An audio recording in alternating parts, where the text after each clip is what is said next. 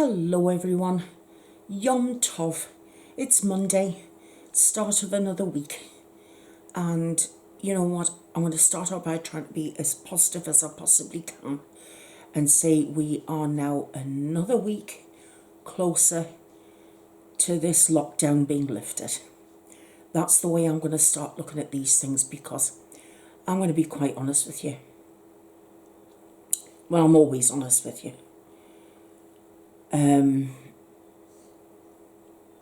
I do try to be as positive as I can be, right? But I'm finding this lockdown, it's really starting to get to me. Now, it's weird, isn't it? Because you know that I'm virtually housebound as it is, okay? But it's one thing being housebound, and I mean, I can't really choose to freely come and go from my home.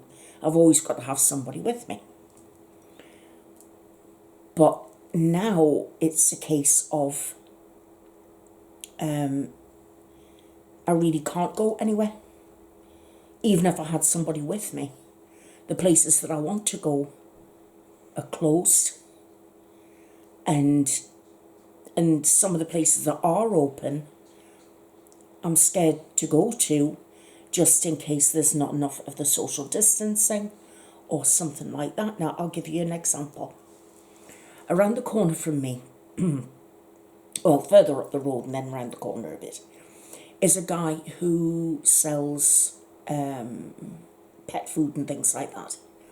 But he also has a side during the spring and summer months of selling plants, bedding plants and hanging baskets and stuff like that. Now, I've bought from him for, goodness me, the last 4 years.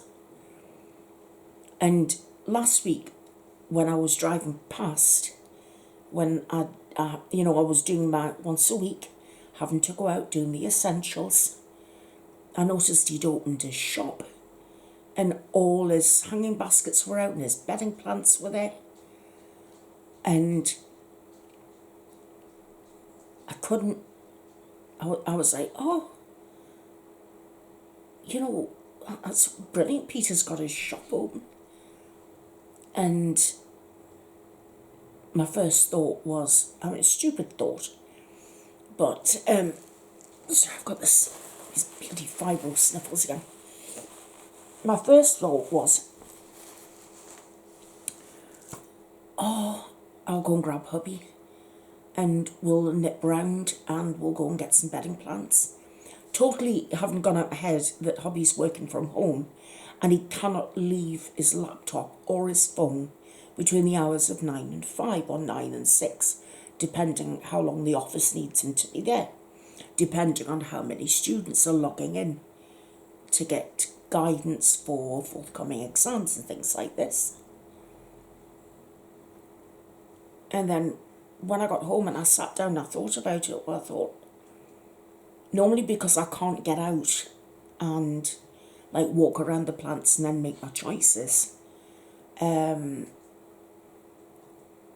would normally say to the guy, oh, right, well, can I have this one? Can you get me like a dozen of those and half a dozen of those and this sort of thing? And then he's got to come up right up to me close and personal to get paid. And then he's got to open the door of the car to put all the things I bought in on the back seat. So he's going to be less than a foot, next to me. And I thought, well, how can I do that? I can't. How am I going to give him the money? I mean, I can't stretch my hands and my arms 6 feet to give him money. And I was just like, it's like this sense of being so near and yet so far, and I think that's one of the things that's frustrating me, that there are things that are so near and yet so far. that you can see it and you can't touch it if you want to, but there's a risk involved, you know. And just because I love my plants so much, and I can do what I call waist-high container gardening. You know, I've got my table and I can sit with everything waist height, and I can, you know, play with my plants that way and pot up all my, because I've got long, what I call trugs, and they're handmade, and I fill them full of soil, and then, you know, I put my bedding plants in.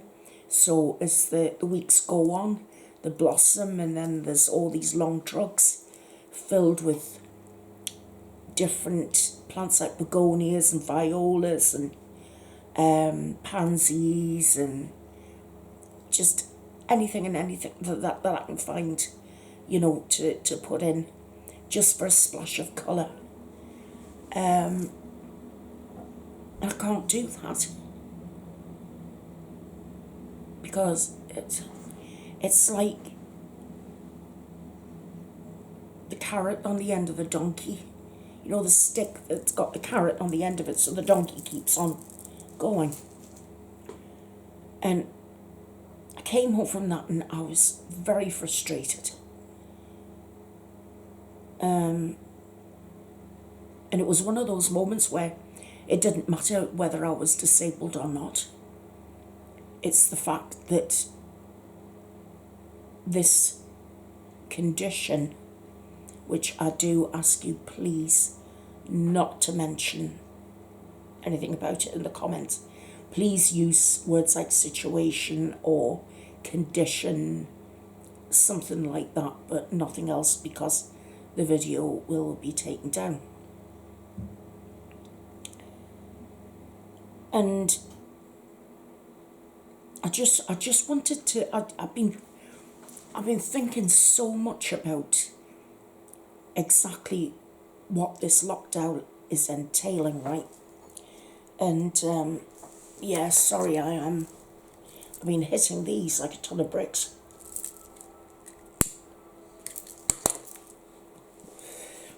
I've been thinking about if you've got depression and anxiety, right? Now, most of us who have depression and anxiety, and it depends, of course, the different kinds of anxiety that you can get. I mean, there's PTSD, and I mean, I've been told I've probably had PTSD from when I was a child, but it was never mentioned like that, so I've never classified myself as ever having PTSD. I do know that what happened to me was horrible, and years of being put down by my ex-husband and his family just increased the depression and my anxiety. And, you know, it got to the point that self-deprecating was like breathing to me. I used to make sure that I got in all the awful things that were said about me. I would make sure that I would have them ready to flash back at anybody before they would say anything, you know, deprecating about me, you know. But I was concerned the minute I heard about this condition and what was going to be put in place to save us. And you know that I took it very seriously. And I got very, very angry over people uploading so much stuff and taking from the vulnerable. And you know that I made a video about that. And if I didn't make it clear that I was anxious about being able to feed my family, believe you me, I was. I was thinking, how on earth am I going to make one loaf of bread last between 4? How am I going to make a litre of milk go between 4 over a week? Will I be able to get milk when I go to the shop? When I say I go, I mean the family go in. I just drive there. I don't go in myself. They take photographs of the insides of the store so they can bring the photographs out on the phones and show me, you know, the lack of stuff that's there. Now, today, when we went shopping, they were very pleased to tell me that they'd been able to get 4 rolls of toilet roll, 2 rolls of kitchen roll, 2 boxes of tissues. That's what they were allowed to get. So that's what they got. 1 loaf of bread and a litre of milk. And then we were able to go to another shop and get 2 more loaves of bread and 2 more litres of milk. And I was overjoyed. I was thrilled to bits. But we still can't get any fresh meat. We can't even get mince, or what the Americans call ground beef. Can't get any of that. There's no fresh sausage. You're lucky if you can get bacon. And the one thing we couldn't get today was eggs. And that causes me anxiety. I know it's probably nothing in the scheme of things, but it's all the little bits. It's like a cake, and there's layers to that cake that go up. So I'm losing track of time. I'm starting to forget sort of what day it is, what date it is. I didn't realise that we were really near to the end of April. It stunned me today that I realised it was the 27th. And because we've lived in this lockdown now for as long as we have, myself and the family, we are sort of like coping with a sort of a new kind of normal. You know, husband gets up and he's using our lounge as his office. So I'm sort of permanently sat at the kitchen table. We can't make noise. I can't do any cleaning through the week that involves, you know, using the vacuum cleaner or, you know, anything like that, because he could be on a Zoom conference call, or he could be working Zoom with a student, or taking phone calls from students and his bosses, and so we've all got to be very quiet. And then I thought, right, well, when this lockdown comes to an end, right, I'm worried about that, because I'm thinking, how am I going to be able to adjust to getting back to some kind of normal? And what will that normal be? So I feel anxious about that. And apparently the Prime Minister said today that we're sort of coming to sort of the peak of this and coming over the other side. But he wants to err on the side of caution and maintain the lockdown for a bit longer. But he won't say for how long. And that in itself is causing anxiety. So it's really starting to hit me, because a lot of this stuff I've tried not to think about. My husband taught me a lesson and said a long time ago, what is the point of really worrying about something if it hasn't happened yet? You know, just get through every day as best you can. And then when something does happen, then fair enough, worry about it then. But it's pointless worrying about something that may or may not ever happen. So I've just been trying to carry on as normal, you know. But I don't know. I don't know what's normal anymore. And I'm trying to be positive and say, well, it is going to end soon. And I mean, the thing is, I do think it is going to end soon. I'm just not quite sure when. Now,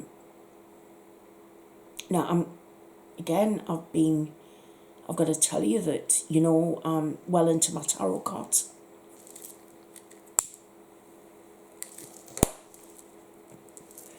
And I don't do readings for myself because it's impossible to read for yourself, because you probably look for things that more than likely aren't there. It's much better to get somebody to read for you. And I don't know anybody online who would read for me, you know. But the readings that I have been doing keep indicating to me when I connect with spirit. And as I say, this is just for me. This is my opinion. I'm not expecting you to believe me. I know tarot and things like that have no meaning to an awful lot of people. And it's just one of my beliefs. It's something I'm very heavily interested in. But I don't expect everybody else to be interested in what I'm interested in. I'm just sharing with you a little bit more about me, you know. But when I work with my tarot cards, I work with my gut intuition. And because I'm an empath, I can feel things, I can sense things, and I go with my gut instinct. And if my solar plexus, which is roughly where your tummy button is, if that goes like that, I know I'm onto something. I know that there's something there. There's something that's not tangible that's telling me something. It's up to me to work out what it is. And when I work with my tarot,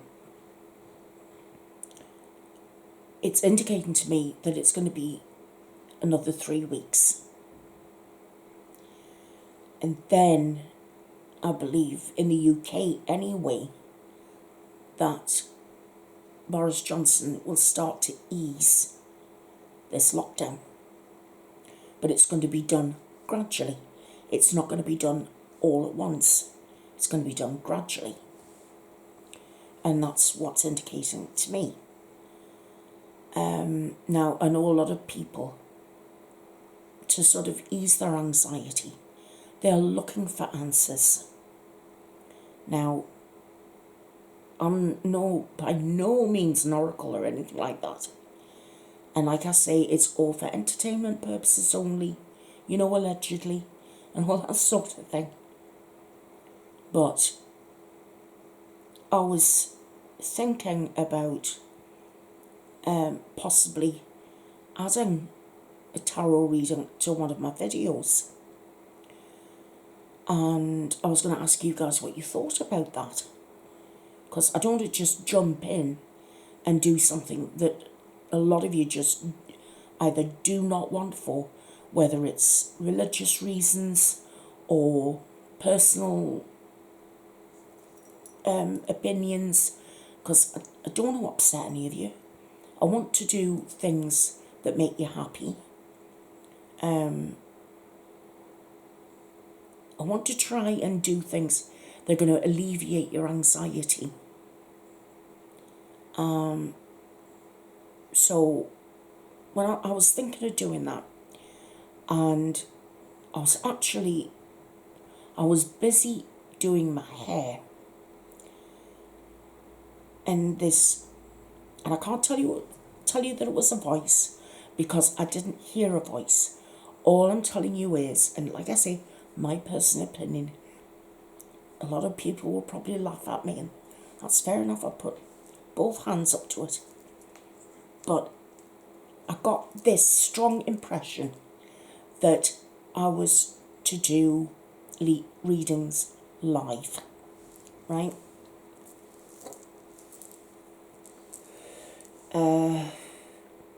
And it was to help people. And I also got this impression and this sort of voice, not voice impression in my head was like, make them laugh, do comedy tarot. And I wondered if I could do some kind of like Gypsy Rose Header again, but using the cards, but using them to make you laugh, sort of thing, you know. You know, maybe pretending that I'd got a question from Donald Trump and see what the cards were giving him. And then he could turn it into fake news or something like that, you know. So, would you please do me a favour? In the comments, would you let me know 2 things? 1, would you like me to do a reading on this current situation attached to a video? It doesn't have to take up the whole video. It might do the half an hour, I don't know. And 2, would you like me to do a live stream where you guys ask me 1 question with possibly up to a 3-card answer, and I'll see what the cards give you. You know, and we could maybe do it for, it's not going to be anything health related. I can't do them, I refuse to do them, because I am not qualified to do anything like that. And tarot is purely what I call a spiritual tool to maybe get some answers. It's not everybody's way of doing things. I use pendulums sometimes as divination. But, you know, I've got oracle cards. I've got some lovely oracle cards with some lovely positive messages in them. I've also got another lovely deck of cards called Postcards from Spirit. And you shuffle them and you ask the person to tell me when to stop, and then tell me when to choose, and then I pick a card and I read out a message from a loved one. That's the way it's meant to go. It's all very, very positive, and it's to make you feel good and to make you feel positive and to bring you some peace and things like that. I hope I'm explaining it properly.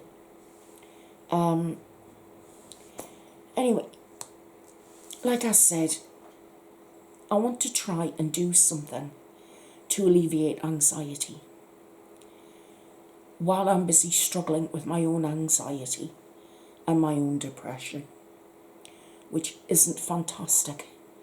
I am fighting very hard to keep a smile on my face, to be as positive as I can be. And I've got to tell you, you guys keep me sane. Yes, my family are fantastic, right? They are completely fantastic. I don't know where I'll be without my family. You know, I'm incredibly lucky. But you know that. I've got a wonderful husband.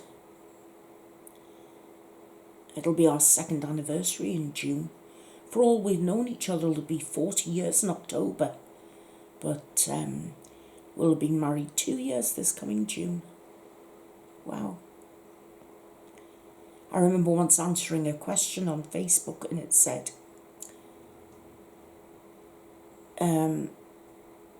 to give you guidance as to what your wedding will be like, what was the very last thing you watched on television or online? And it'll let you know what your wedding's going to be like. And the very last thing I'd watched was American Horror. So yeah, figure that one out. Typical, isn't it? Typical of me. So anyway, that's one of the things that I wanted to ask you, if you wanted me to do that. Now, on Wednesday, for the folk tales, our lovely Michael, it's his birthday on the 1st of May. So he asked if he could have Oh, what's the name of it? I've completely forgotten. It's the guy who collects the apples. I am really sorry, Michael. I cannot remember the name of the story that you want me to read. It's on the tip of my tongue. I can almost see it, but it's a guy who, there's a song that goes with it, and he collected apples. But I cannot, I'll remember what it is by the time I finish this video. I'll know what it is then. I'll probably pin it and say, guess what, I remembered what it is. Anyway, that's what the folktale is going to be on Wednesday. And it's going to be dedicated to Michael for his birthday. Because last year I promised him that I would read a story dedicated to him for his birthday. And this is the nearest folk tales. It's not folk tales this week, is it? What am I talking about? Oh my goodness. Well, you know what I'm going to have to do? I'm just going to have to do a separate video for Michael. Well, if you're watching this, Michael, I will do, it's our true crime on Wednesday. I'm very sorry, guys. Told you, brain is replaced by spaghetti. I will make a separate short video just for you, Michael, with your story. And that'll be entirely for you. How's that? You see, guys, I'm losing the plot. I tell you, I don't know one day's end from the next. And I forgot to check again what time it was when I started this video. Because before, I used to have my phone and it would have the time on it. So I knew when I was starting and when I was finishing. Now I'm just looking into this proper camera. It's because it's a proper, like a camcorder. It's a Panasonic. It's the same one as my friend Angie, that she's sorted out with me. So, anyway, I'm going to have to stop here because I don't want to go too far on. By the way, just before I go, do you like today's look? I've tried to do the nails and what have you, and I've tried to sort out the eyes. And I did try to copy one of Angie's tutorials because she had a look a little bit like this. And I say a little bit like this because hers was much, much better. And I've tried to do my own version. So I'm going to give her a nudge and ask her to come and have a look at my eye look and see if it passes muster. So I just wondered if you liked today's ensemble is turquoise or turquoise or however you want to say it. If you do want live readings, I'll start them tonight, if that's what you want me to do. The only thing is I'm going to have to do them through this YouTube, because I still haven't worked out how to do it through Facebook yet. And I haven't spoken to Steph, so I'm just going to have to do it through YouTube again. And I ask all of you, please, don't mention anything to do with this current situation. If you could just be very careful how you ask things, and I'll be very careful how I answer. Is that all right with you? Okay. Right, I'm going to leave it here, and I'll read the comments, and I'll catch up with you very, very soon. And you will have your true crime on Wednesday. Michael is definitely going to get his video for his birthday. And then, of course, you've got your spooky sessions at the end of the week. So that's your week planned. Okay? I love you all. I hope you are still staying safe and keeping as well as you can. And I will see you all again very, very soon. So please enjoy your day wherever you are in the world, whether it's morning, afternoon or evening. Just do the best you can. and I'll speak to you very, very soon. Love you. Bye for now. Bye-bye now.